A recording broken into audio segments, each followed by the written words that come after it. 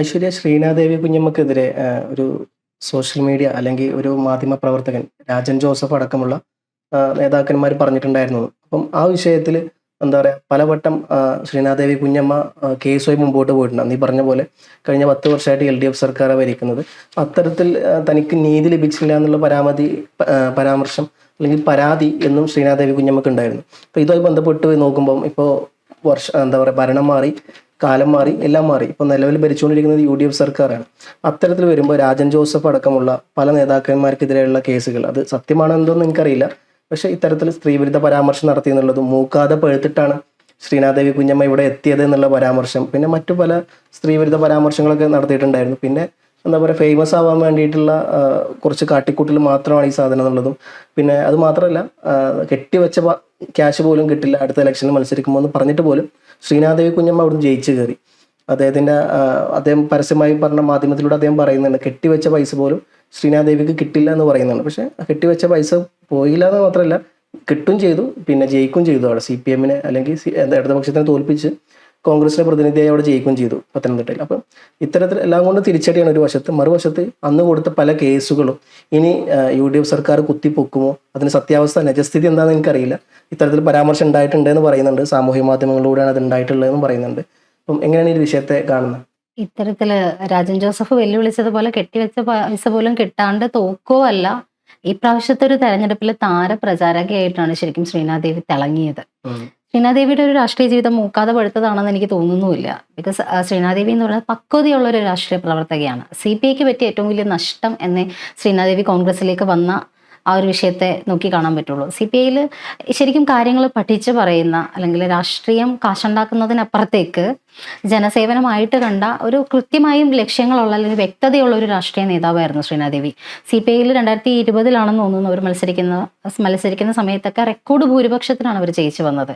ആ സമയത്ത് പത്തനംതിട്ട അവിടുത്തെ നഗരസഭ അല്ലെങ്കിൽ ഈ പറഞ്ഞതുപോലെ പ്രസിഡന്റ് സ്ഥാനം കിട്ടേണ്ടിയിരുന്ന ആള്. പക്ഷെ അത് കിട്ടാണ്ടിരിക്കാൻ വേണ്ടിയിട്ട് ശ്രീനാദേവിക്കെതിരെ സ്വന്തം പാർട്ടിയിൽ നിന്ന് തന്നെ നടന്ന കുതികാൽ വെട്ടുകളുടെ ഫലമായിട്ടാണ് അവർക്ക് അത് കിട്ടാതെ പോയത് പോലും. പക്ഷെ അതിനുശേഷവും അവർക്ക് കിട്ടിയ പൊസിഷനിൽ മെമ്പറായിട്ട് ഇരുന്ന സമയത്ത്, അതായത് രാഹുൽ മാങ്കൂട്ടത്തിന്റെ വീട് ഇരിക്കുന്ന വാർഡിന്റെ മെമ്പർ കൂടിയാണ് ഇവര്. അതുകൊണ്ട് തന്നെ രാഹുൽ മാങ്കൂട്ടം വിഷയം വന്നപ്പോൾ പല കാര്യങ്ങളിലേക്കും ഇവരുടെ പേര് വലിച്ചഴച്ചതാണ്. ചില മാധ്യമങ്ങൾ തന്നെ കരുതി കൂട്ടി ശ്രീനാദേവിയെ ഇരയാക്കിയതാണ് അവിടെ. ഇര എന്ന് ഞാൻ ഉദ്ദേശിച്ചത് രാഹുൽ മാങ്കൂട്ടത്തിന്റെ ഇര എന്ന് മാധ്യമങ്ങൾ പറയുന്ന ഇരയല്ല. ആവശ്യമില്ലാത്തൊരു പെണ്ണിനെ വലിച്ചഴച്ച്, ആവശ്യമില്ലാത്ത വിവാദങ്ങളിലേക്ക് വലിച്ചഴച്ച് മാധ്യമങ്ങൾ കൊണ്ടുവന്ന ഇരയാവേണ്ടി വന്നതാണ് ശ്രീനാദേവിക്ക്. ശ്രീനാദേവി ആ സമയത്ത് റെക്കോർഡ് ഭൂരിപക്ഷത്തിൽ ജയിച്ചിട്ടും CPIയുടെ AIYFന്റെ ഒക്കെ സംസ്ഥാന കമ്മിറ്റി അംഗമൊക്കെ ആയിരുന്നു ഒരു സമയത്ത്. പക്ഷേ കൃത്യമായും നിലപാടുകളുള്ള രാഷ്ട്രീയക്കാരി ആയതുകൊണ്ട് തന്നെ CPIക്ക് അവരെ വേണ്ടായിരുന്നു എന്ന് പറയണം. ആ സമയത്ത് നമ്മുടെ അന്നത്തെ ജില്ലാ സെക്രട്ടറി ആയിരുന്നിട്ടുള്ള AP ജയനുണ്ട്. ജയനെതിരെയുള്ള ചില അഴിമതി, ഫാം ഹൗസ് ഉൾപ്പെടെയുള്ള വിഷയങ്ങളിൽ ജയൻ നടത്തിയ അഴിമതികൾ, അയാളുടെ മോശമായിട്ടുള്ള കുറച്ച് സമീപനങ്ങളുമൊക്കെ തുറന്നു കാട്ടിക്കൊണ്ട് ശ്രീനാദേവി രംഗത്ത് വന്നു. അയാൾക്കെതിരെ പരാതി കൊടുത്തു. അത്തരം പരാതികളാണ് കൂടുതൽ ചേരിപ്പോരിലേക്കും AP ജയൻ എന്ന് പറയുന്ന, അല്ലെങ്കിൽ പത്തനംതിട്ടയിൽ ഒരുപാട് ആ ഒരു CPIയിൽ ഒരുപാട് പിടിപാടുള്ളൊരു മനുഷ്യനാണ് അയാൾ. അപ്പോൾ അയാൾക്കെതിരെ ഒരു സ്ത്രീ അല്ലെങ്കിൽ ഒരു പെണ്ണ് തുറന്നു പറച്ചിലുകളുമായിട്ട് വരുമ്പോൾ, അയാളുടെ അഴിമതികൾ തുറന്നു കാണിക്കുമ്പോൾ ഇത്തരത്തിൽ മൂക്കാതെ പഴുത്തു അല്ലെങ്കിൽ രാഷ്ട്രീയ ഇതില്ല, ശരിക്കും അതായിരിക്കാം ചിലപ്പോൾ ഈ രാജൻ ജോസഫ് ഉദ്ദേശിക്കുന്നത് പോലെയുള്ള മൂക്കാതെ പഴുക്കൽ. ഇത്തരം അഴിമതികളൊക്കെയാണ് രാഷ്ട്രീയത്തിന് വേണ്ടത്. അപ്പം അതിലൊക്കെ കണ്ണടച്ചു കൊടുക്കണം, ഇതിനെതിരെ ചോദ്യം ചെയ്യാൻ പാടില്ല എന്നുള്ള ആ ഒരു രാഷ്ട്രീയ ചിട്ടകൾ ചിലപ്പോൾ ശ്രീനാദേവിക്ക് അറിയില്ലായിരിക്കും. ആ ഒരു സെൻസിൽ അവർ മൂക്കാതെ പഴുത്തതാണ്. അവർ ജനങ്ങൾക്ക് വേണ്ടിയിട്ടാണ് ഇറങ്ങിയത്. അപ്പം ഇവർ വിശ്വസിക്കുന്ന രാഷ്ട്രീയത്തിന് വേണ്ടത് അതായിരിക്കില്ല. അതുമാത്രമല്ല, അദ്ദേഹം അതിൽ പരസ്യമായി പരാമർശിക്കുന്ന കാര്യമുണ്ട്. രാഹുൽ മാങ്കുട്ടമല്ല, സാക്ഷാൽ KC വേണുഗോപാൽ വന്നെങ്ങാണ്ട് ശ്രീനാദേവിക്ക് വേണ്ടി ക്യാമ്പയിനിങ് നടത്തിയാലും അവിടെ വിജയിക്കാൻ പോകുന്നില്ല, അമ്പേ നിലയിൽ പൊട്ടും എന്നുള്ള കാര്യങ്ങളൊക്കെയാണ് അദ്ദേഹം പറഞ്ഞിട്ടുണ്ടായിരുന്നു. രാജൻ ജോസഫ് എന്ന് പറയുന്ന ഈ മാധ്യമ പ്രവർത്തകൻ, അദ്ദേഹത്തിന്റെ എത്ര താഴേക്ക് പോകാമോ നിലവാരം എന്നുള്ള രീതിയിലേക്കാണ് അദ്ദേഹത്തിന്റെ ഒരു പോക്കെന്ന് എനിക്ക് തോന്നുന്നത്. എന്തിന്റെ ബേസിസിലാണ് ഇങ്ങനത്തെ കുറെ, ഇപ്രാവശ്യം ഇലക്ഷൻ ടൈമിലും അദ്ദേഹം ഏറ്റവും കൂടുതൽ പറഞ്ഞത് CPM തന്നെ, അതായത് LDF സർക്കാർ തന്നെ, പിണറായി വിജയൻ സർക്കാർ തന്നെ തിരിച്ചു വരും, 3ാം ഭരണം ഉറപ്പായിട്ടും പിടിക്കും, VD സതീശൻ വനവാസത്തിന് പോകുമെന്ന് വെച്ച ആളാണ്. എനിക്ക് പലപ്പോഴും തോന്നിയിട്ടുണ്ട് PV അൻവറിനെ പോലെ അല്ലെങ്കിൽ ആ ഒരു നിലവാരത്തിൽ നിന്ന് വെക്കുന്ന ഒരാളാണ് രാജൻ ജോസഫ്. ഒരിക്കലും നടക്കില്ലെന്ന് ഉറപ്പുണ്ടെങ്കിലും ഒടുക്കത്ത മനോധൈര്യമായിരിക്കും അല്ലെങ്കിൽ ആത്മവിശ്വാസമായിരിക്കും. ഞാൻ പറയുന്നതാണ്, ആ ഒരു പെറ്റി വെക്കുന്നൊരു ശൈലി ഉണ്ടല്ലോ, അല്ലെങ്കിൽ ആ ഉറപ്പിച്ച് പറയുന്ന കാര്യം കേട്ട് കഴിഞ്ഞിട്ടുണ്ടെങ്കിൽ ജനങ്ങൾക്ക് തോന്നും ഉറപ്പാണ് എന്ന് തോന്നുന്ന രീതിയിൽ അത്രയും ആത്മവിശ്വാസത്തോടു കൂടി പൊട്ടത്തരം പറയും. അതാണ് രാജൻ ജോസഫിന്റെ ഒരു ശൈലിയായിട്ട് എനിക്ക് തോന്നിയിട്ടുള്ളത്. അദ്ദേഹം ഇപ്രാവശ്യം പറഞ്ഞത് LDF സർക്കാർ തിരിച്ചു വരും എന്ന് തീർത്ത് പറഞ്ഞ ഒരാളാണ്. ഇപ്പൊ LDF സർക്കാർ വന്നില്ല എന്ന് മാത്രമല്ല, റെക്കോർഡ് ഭൂരിപക്ഷത്തില് അല്ലെങ്കിൽ വലിയൊരു വിജയം നേടിയിട്ടാണ് UDF അധികാരത്തിലേക്ക് വന്നത്. ഇപ്പൊ എനിക്ക് റീസെന്റ് തോന്നിയിട്ടുള്ളത് രാജൻ ജോസഫ് ചെയ്യുന്നത്, ഇപ്പൊ കോൺഗ്രസിനെതിരെ ഇത്രയും പറഞ്ഞുകൊണ്ടിരുന്ന രാജൻ ജോസഫ് ഇപ്പൊ ശ്രമിക്കുന്നത്, എന്തായാലും കോൺഗ്രസ് അധികാരത്തിൽ വന്നു, അപ്പൊ പിന്നെ പറ്റുന്നൊരു കാര്യം കോൺഗ്രസിനെ തമ്മിൽ തെളിയിക്കുക എന്നുള്ളതാണ്. അപ്പൊ കോൺഗ്രസിൽ തന്നെ ചില നേതാക്കളെ പൊക്കിക്കൊണ്ട് കുറച്ച് വീഡിയോസ് അടുത്തിറക്കി കാണാൻ പറ്റി. അപ്പോൾ അത് പൊക്കുന്നത് വഴി ചിലർക്കെതിരെ ആയുധാക്കുന്നു. അപ്പോൾ കുറച്ച് പേരെ ഇങ്ങനെ പൊക്കുന്നു.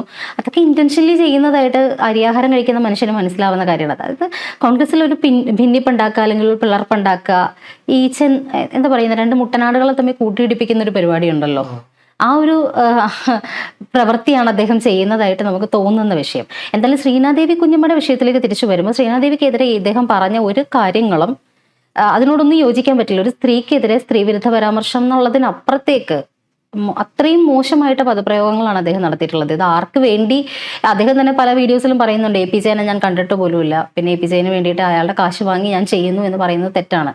പക്ഷെ കണ്ടിട്ട് പോലും ഇല്ലാത്ത ഒരാൾക്ക് വേണ്ടിയിട്ട് ഇത്രയും വൃത്തികേടുകൾ ശ്രീനാദേവിയെ പോലെ ഒരു പെണ്ണിനെതിരെ, ശ്രീനാദേവി അല്ല ആരായിക്കോട്ടെ, ഒരു സ്ത്രീക്കെതിരെ ഇത്രയും വൃത്തികേടുകൾ പറയുന്നത് APJ കണ്ടിട്ടില്ല എന്ന് ഇദ്ദേഹം തന്നെ പറയുന്നു. അതിനെ എത്രത്തോളം വിശ്വസിക്കാണ്ടിരിക്കണം എന്നുള്ളത് പേഴ്സണൽ ചോയ്സ് ആണ് എൻ്റെ. പക്ഷെ അതിനപ്പുറത്തേക്ക് കണ്ടാലും ഇല്ലെങ്കിലും APJ വേണ്ടിയിട്ട് APJ പുണ്യാളനാണ് എന്ന് പറഞ്ഞുകൊണ്ട് ശ്രീനാദേവിക്കെതിരെ, ഓക്കെ കാണാത്ത ഒരാളാണെങ്കിലും APJ പുണ്യാളനാണെന്ന് ഒരു പക്ഷേ രാജൻ ജോസഫിന് തോന്നിയിട്ടുണ്ടെങ്കിൽ അത് നമുക്ക് തെറ്റ് പറയാൻ പറ്റില്ല. പക്ഷേ എതിരെ നിൽക്കുന്ന ശ്രീനാദേവി മോശം സ്ത്രീയാണ് എന്ന് ഈ APJ വേണ്ടിയിട്ട് പറഞ്ഞു വെക്കുന്നത്, അതും വീഡിയോസ് വഴി ഭയങ്കര വൾഗറായിട്ട് മോശമായിട്ട് ഒരു സ്ത്രീക്കെതിരെ ഉപയോഗിക്കാൻ പാടില്ലാത്ത പദപ്രയോഗങ്ങൾ ഉപയോഗിച്ചുകൊണ്ട് അദ്ദേഹം പറയുന്നത് ഏത് സെൻസിലാണ്, അല്ലെങ്കിൽ അത് എങ്ങനെയാണെന്നുള്ളത് മനസ്സിലാവുന്നില്ല. അതിനിടയിൽ അദ്ദേഹം പുറത്തുവിട്ടൊരു ഓഡിയോ എന്ന് പറഞ്ഞിട്ട് ശ്രീനാദേവിയുടെ സഹോദരനും കൂടി തെറി വിളിക്കുന്നു, അസഭ്യം പറയുന്നു എന്ന് പറഞ്ഞിട്ടൊക്കെ കാര്യങ്ങളൊക്കെ അദ്ദേഹം ചാനലിലൂടെ പറയുന്നുണ്ടായിരുന്നു. പക്ഷേ ഇതൊക്കെ അപവാദ പ്രചരണങ്ങളല്ലേ, ഇതിനൊക്കെ തെളിവ് എവിടെയാണുള്ളത്? ഇപ്പോൾ ശ്രീനാദേവിയുടെ വിഷയത്തിലാണെങ്കിൽ രാഹുൽ മാങ്കൂട്ടത്തിലെ പിന്തുണച്ചു എന്ന് പറഞ്ഞുകൊണ്ടാണ് ഈ പറയുന്ന രാജൻ ജോസഫ് ഭയങ്കര മോശമായിട്ട് അവർക്കെതിരെ സംസാരിച്ചിട്ടുള്ളതൊക്കെ. ഈ രാഹുൽ മാങ്കൂട്ടത്തെ ശ്രീനാദേവി പിന്തുണച്ചതല്ല, രാഹുൽ മാങ്കൂട്ടത്തിൽ കേസിൽ അവർ ആദ്യത്തെ ഇടപെടൽ എങ്ങനെയായിരുന്നു എന്ന് നമ്മൾ എല്ലാവരും കണ്ട കാര്യമാണ്. രാഹുൽ മാങ്കൂട്ടത്തിൻ്റെ ഇരയാണോ എന്ന് ചോദിച്ചിട്ട് ഒരു പ്രസ്തുത മാധ്യമ പ്രവർത്തക, ഒരു പ്രസ്തുത ചാനലിൻ്റെ വനിതാ മാധ്യമ പ്രവർത്തക അവരെ വിളിച്ചിട്ട് നിങ്ങൾ ഇരയല്ലേ, ഞങ്ങൾ സംരക്ഷിക്കാം, തുറന്നു പറയൂ എന്ന് പറഞ്ഞിട്ട് വിളിച്ചപ്പോൾ ആ അധമ മാധ്യമ പ്രവർത്തനത്തിനെതിരെയാണ് ശ്രീനാദേവി അന്ന് പോസ്റ്റ് ഇട്ടത്. ഇത്തരത്തിലൊരു മാധ്യമത്തിൽ നിന്ന് വിളിച്ചു, ആരാണെന്നൊന്നും പറഞ്ഞിട്ടില്ല, അവർ ഇങ്ങനെ വിളിച്ചു, പക്ഷേ അങ്ങനെ ഒരു കാര്യം എനിക്ക് ഉണ്ടായിട്ടില്ല, രാഹുൽ മാങ്കൂട്ടത്തിൽ നിന്ന് എനിക്കൊരു മോശം അനുഭവം ഉണ്ടായിട്ടില്ല എന്നാണ് അവർ പറഞ്ഞത്. അങ്ങനെ ഉണ്ടായിട്ടില്ല എന്ന് പറഞ്ഞ ഉടനെ അവർ രാഹുൽ മാങ്കൂട്ടത്തിനെ പിന്തുണച്ചവരായി. മാത്രമല്ല ഈ വിഷയം കുത്തിപ്പൊങ്ങി വന്ന സമയത്ത് ഒരു CPI ആണ്, CPIയുടെ മെമ്പറാണ്, പത്തനംതിട്ടയിലെ വാർഡ് മെമ്പറാണ്. ആ സമയത്ത് പോലും CPI പറഞ്ഞത് ഞങ്ങളുടെ ആരും അല്ല, ഞങ്ങളുടെ പാർട്ടിക്കാരി അല്ല എന്ന് പറഞ്ഞ് തള്ളിപ്പറയേണ്ട അവസ്ഥ വന്നു. AYFന്റെ അപ്പോഴും സംസ്ഥാന കമ്മിറ്റി അംഗമാണ് അവര്, എന്നിട്ട് പോലും അവരെ തള്ളിപ്പറയേണ്ട രീതി വന്നു. ബിനോയ് വിശ്വമൊക്കെ ശരിക്കും നിസ്സഹായരായിരുന്നു അവിടെ, അതിനപ്പുറത്തേക്കൊന്നും പറയാനില്ലാത്ത തരത്തിൽ. അത്തരം ഒരുപാട് അവഹേളനങ്ങളും ഇതും സഹിച്ചതിന് ശേഷമാണ് അവരെ UDFലേക്ക് അല്ലെങ്കിൽ പാർട്ടി മാറ്റം എന്ന് പറയുന്ന ഒരു രീതിയിലേക്ക് അവർ വന്നത് പോലും. അത് ശരിക്കും CPIക്ക് പറ്റിയ ഏറ്റവും വലിയൊരു നഷ്ടമാണ്, ശ്രീനാദേവിയെ പോലൊരു നേതാവിനെ നഷ്ടപ്പെടുക എന്ന് പറയുന്നത്. ഇനിയിപ്പം കാലം മാറി, ഭരണം മാറി, അന്ന് കൊടുത്ത പല കേസുകളും അന്ന് ഈ പറഞ്ഞ പോലെ LDF സർക്കാർ യാതൊരുവിധ നടപടിയും സ്വീകരിച്ചിട്ടുണ്ടായിരുന്നില്ല എന്നുള്ള തരത്തിൽ പരാതി ശ്രീനാദേവി കൊടുത്തിട്ടുണ്ടായിരുന്നു. ഇപ്പൊ വീണ്ടും ഈ പറഞ്ഞ പോലെ കോൺഗ്രസിന്റെ സർക്കാരുടെ ഭരണത്തിൽ വരുമ്പോൾ അന്ന് കൊടുത്ത പല കേസുകളും വീണ്ടും ഉയർത്തിക്കൊണ്ടുവരുന്നുള്ള സാധനം കേൾക്കുന്നുണ്ട്. അപ്പൊ എങ്ങനെയായിരിക്കും ഇതിൽ തുടർ നടപടി കോൺഗ്രസിന്റെ ഭാഗത്ത് നിന്നുണ്ടാവുക? കോൺഗ്രസിന്റെ ഭാഗത്തു നിന്നും ഇപ്പോൾ കഴിഞ്ഞ സർക്കാരിൽ പരാതി കൊടുത്തിട്ട് കാര്യമില്ല എന്നുള്ളത് നമുക്കറിയാവുന്ന കാര്യമാണ്. ഇപ്പോൾ ശ്രീനാദേവിക്കെതിരെ ഉണ്ടായിരിക്കുന്ന പരാമർശങ്ങളൊക്കെ രാജൻ ജോസഫിന്റെ കേട്ട് നിൽക്കുന്ന ഒരാൾക്കും അത് ന്യായീകരിക്കാൻ പറ്റില്ല. ഇപ്പൊ രാജൻ ജോസഫും അല്ലെങ്കിൽ സിബി എന്ന് പറയുന്ന മനുഷ്യനും എതിരെയായിട്ടാണ് കൊടുത്തിരിക്കുന്നത്. രണ്ട് വ്യക്തികൾക്കെതിരെയാണ് ശ്രീനാദേവിയുടെ പരാതി. ശ്രീനാദേവി മാത്രമല്ല, ശ്രീനാദേവിയുടെ അച്ഛൻ എനിക്ക് തോന്നുന്നു ശശിധരൻ ഉണ്ണിത്താൻ, അവരും ഗിരിജാദേവി എന്ന് പറയുന്ന അമ്മയും അച്ഛനും കൂടി ചേർന്നിട്ടും പരാതി കൊടുത്തിട്ടുണ്ട്. മകൾക്കെതിരെ ഇത്തരത്തിൽ വ്യാജ പ്രചരണം ഉണ്ടാവുന്നു, അപവാദം, ഇങ്ങനത്തെ രീതിയിൽ വ്യക്തിഹത്യ നടക്കുന്നു എന്ന് പറഞ്ഞിട്ട് രാജൻ ജോസഫിനും സിബിക്കും എതിരായിട്ടുള്ള പരാതി കൊടുത്തിരിക്കുന്നത് അച്ഛൻ്റെ അമ്മയുടെയും പരാതി ഉൾപ്പെടെയുണ്ട്. ഒരു സ്ത്രീ നേരിട്ട് കൊടുത്തിട്ടുമുണ്ട്. അത്തരത്തിലുണ്ടായിട്ട് പോലും യാതൊരുവിധ നടപടികളും എടുത്തിട്ടില്ല. ശ്രീനാദേവി എന്ന് പറയുന്ന സ്ത്രീക്ക് സ്ത്രീത്വം അല്ലെങ്കിൽ സ്ത്രീക്ക് കിട്ടേണ്ട പരിഗണന അത്തരം കാര്യങ്ങളൊന്നുമില്ല. പക്ഷെ ഷൈൻ ടീച്ചറെ പറ്റിയിട്ട് ആരോ എന്തോ പറഞ്ഞപ്പോൾ അതിനെതിരെ വനിതാ മതിലും അല്ലെങ്കിൽ വലിയ സമ്മേളനങ്ങളും ഒക്കെ നടത്തി, അല്ലെങ്കിൽ ഷാജഹാനെ, നമ്മുടെ കെ എം ഷാജഹാൻ സാറിനെ പിടിച്ചുകൊണ്ട് പോകുന്നതും, അനധികൃതമായിട്ട് പിടിച്ചുകൊണ്ട് പോകുന്നതും, നോട്ടീസ് കൊടുക്കാണ്ട് വീട്ടിൽ ചെന്ന് പാതിരാത്രി അദ്ദേഹത്തെ അവിടെ നിന്ന് അറസ്റ്റ് ചെയ്ത് ഇവിടെ കൊച്ചി വരെ കൊണ്ടുവരുന്നതും, അങ്ങനത്തെ ഒരുപാട് പ്രഹസനങ്ങൾ നടത്തി പിണറായി സർക്കാർ. പക്ഷെ ശ്രീനാദേവി എന്ന് പറയുന്ന അവിവാഹിതയായിട്ടുള്ള ഒരു സ്ത്രീ കൂടിയാണ് അവർ പറയുന്നുണ്ട് വിവാഹാലോചനകൾ നടക്കുന്നു, അതിനെ പോലും മോശമായിട്ട് ബാധിക്കുന്നുണ്ട് ഈ ഒരു വിഷയം. അത്തരത്തിൽ പോലും പരാതി കൊടുത്തിട്ട് ശ്രീനാദേവിക്കില്ലാത്ത നീതി ഒരുപക്ഷെ ഷൈൻ ടീച്ചർക്കും പി ദിവ്യയ്ക്കും അതുപോലെ ചിന്താ ജെറോമിനും വീണ വിജയനും ഒക്കെയുള്ള സ്ത്രീത്വം എന്തുകൊണ്ടോ ശ്രീനാദേവിക്ക് കഴിഞ്ഞ സർക്കാർ കണ്ടിട്ടില്ല. പക്ഷേ ഈ സർക്കാരിലേക്ക് കാര്യം വരുമ്പോൾ ഉറപ്പായിട്ടും അവരുടെ ഒരു പ്രതിനിധി കൂടിയാണ് ഇപ്പോൾ ശ്രീനാദേവി കുഞ്ഞമ്മ. അവർക്ക് വേണ്ടിയിട്ടൊരു താരപ്രചാരകയായിട്ട് തന്നെ ഇറങ്ങിയ ഒരു വ്യക്തിത്വമാണ്. അപ്പോൾ ഉറപ്പായിട്ടും അവരുടെ വിഷയത്തിൽ ആഭ്യന്തരമന്ത്രി രമേശ് ചെന്നിത്തലയും വി ഡി സതീശനും കൃത്യമായിട്ടും ഇടപെടും എന്ന് നമുക്ക് വിശ്വസിക്കാം. അതിന് വേണ്ടിയിട്ട് പ്രാർത്ഥിക്കാം. എന്തായാലും പുതിയ സർക്കാരിലേക്ക് ആഭ്യന്തരമന്ത്രിയെ കാണാനായിട്ട് ശ്രീനാദേവി എത്രയും പെട്ടെന്ന് എത്തും എന്നുള്ളതാണ് അറിയാൻ പറ്റുന്നത്. പക്ഷേ ഇങ്ങനെയൊക്കെ ആണെങ്കിലും എന്തുകൊണ്ടോ CPM-ലെ ആൾക്കാർക്കുള്ള നീതി കാര്യങ്ങളൊന്നും ഇതുവരെ കിട്ടാണ്ടിരുന്നിടത്തുനിന്ന് ശ്രീനാദേവിക്ക് പുതിയൊരു ഇത് കിട്ടും എന്ന് വിചാരിക്കുന്നു. പക്ഷേ ഈ രാജൻ ജോസഫ് പറയുന്നുണ്ട്, ഞാൻ അപവാദങ്ങളൊന്നും പറഞ്ഞിട്ടില്ല. ഇവർ തമ്മിലുള്ള ചർച്ചയിൽ പിന്നെയും പറയുന്നുണ്ട്, ആ വീഡിയോയിൽ മോശമായിട്ടൊന്നും പറഞ്ഞിട്ടില്ല. ദെൻ പുള്ളിക്കാരൻ എന്തിനാണ് കുറേ വീഡിയോസ് ശ്രീനാദേവിക്കെതിരെ ചെയ്ത പല വീഡിയോസും ഇപ്പം അതിനകത്തില്ല. ശ്രീനാദേവി ഇതിൻ്റെയൊക്കെ സ്ക്രീൻഷോട്ടും സ്ക്രീൻ റെക്കോർഡ്സും ഒക്കെ എടുത്ത് സൂക്ഷിച്ചു വെച്ചിട്ടുണ്ട്, ഡേറ്റ ഡൗൺലോഡ് ചെയ്ത് വെച്ചിട്ടുണ്ട്. കൃത്യമായിട്ടും കേസിൻ്റെ നടപടികൾക്ക് ആവശ്യമായതൊക്കെ അവരുടെ കയ്യിൽ തെളിവുണ്ട്. പക്ഷെ അങ്ങനെ അപവാദ പ്രചരണം നടത്തിയിട്ടില്ലെങ്കിൽ രാജൻ ജോസഫ് പറഞ്ഞതെല്ലാം കേസിന് ഒരു രീതിയിലും മോശമായിട്ട് ബാധിക്കില്ലെങ്കിൽ എന്തിനാണ് രാജൻ ജോസഫ് ആ വീഡിയോസ് ഒക്കെ ഡിലീറ്റ് ചെയ്ത് കളഞ്ഞത്? അവരുടെ ഫീഡിൽ ഇപ്പോൾ ആ വീഡിയോസ് ഇല്ല. അപ്പോൾ നമ്മൾ തെറ്റ് ചെയ്തിട്ടില്ല എന്നുറപ്പുണ്ടെങ്കിൽ രാജൻ ജോസഫ് എന്തിനാണ് വീഡിയോസ് ഡിലീറ്റ് ചെയ്ത് കളഞ്ഞത്? അപ്പം അദ്ദേഹത്തിന് തന്നെ അറിയാം. ഒരു പക്ഷേ അദ്ദേഹം ഈ പറയുന്നത് പോലെ, ശ്രീനാദേവി തന്നെ പറയുന്നത് പോലെ, പലപ്പോഴും ഈ അമിതമായിട്ടുള്ളൊരു മദ്യാസക്തിയും കാര്യങ്ങളും ഒക്കെ ഉള്ളൊരു മനുഷ്യനാണ് അദ്ദേഹം. അതിനെ നമ്മൾ ക്രിട്ടിസൈസ് ചെയ്തതല്ല, പക്ഷെ അദ്ദേഹത്തിന് കുറച്ചൊരു ലഹരി ഉപയോഗം കൂടുതലാണ് എന്നുള്ളത് അറിയാൻ പറ്റിയിട്ടുള്ള കാര്യമാണ്. പലപ്പോഴും ഡി അഡിക്ഷൻ സെന്ററിലാണ് എന്നുള്ള വാർത്തകളും പുറത്തു വന്നിട്ടുണ്ട്. ഇത്തരം ശ്രീനാദേവി കഴിഞ്ഞ തവണ കേസ് കൊടുത്ത സമയത്തും രാജൻ ജോസഫ് ഇതുപോലെ ഡി അഡിക്ഷൻ സെന്ററിലായിരുന്നു എന്നാണ് നമുക്ക് അറിയാൻ പറ്റുന്നത്. നമുക്കതിന് കൂടുതൽ ഡീറ്റെയിൽ ആയിട്ട് നമുക്ക് അതിനെപ്പറ്റി അറിയില്ല, പക്ഷെ അത്തരം വാർത്തകൾ ആ സമയത്ത് പുറത്തു വന്നിരുന്നു. അപ്പോൾ അദ്ദേഹത്തിന് ലഹരിയുടെ ഭാഗമായിട്ടോ അല്ലെങ്കിൽ ഇത്തരം കൈവിട്ടു പോകുന്ന അല്ലെ വാവിട്ടു പോകുന്ന വാക്കുകളുകൊണ്ട് അദ്ദേഹം ഓരോന്നൊക്കെ വിളിച്ചു പറയുമ്പോൾ ഒരു സ്ത്രീക്കെതിരെയായിരുന്നു. അതിനുശേഷം അതിൻ്റെ തെറ്റ് മനസ്സിലായി മാപ്പ് പറയുക എന്നുള്ളതിനപ്പുറത്തേക്ക് ഇപ്പോഴും ഞാൻ ചെയ്തത് ശരിയാണ് എന്ന് വാദിച്ചുകൊണ്ട്, അങ്ങനെ ശരിയാണെന്ന് വാദിക്കുന്ന അതേ സമയം തന്നെ ആ വീഡിയോസൊക്കെ ഡിലീറ്റ് ചെയ്യാനുള്ളൊരു കുബുദ്ധി കൂടി കാണിക്കുമ്പോൾ ശ്രീനാദേവി അപ്പുറത്ത് നിൽക്കുന്ന ഒരു മണ്ടിയായിട്ടുള്ളൊരു സാധാരണക്കാരിയല്ല.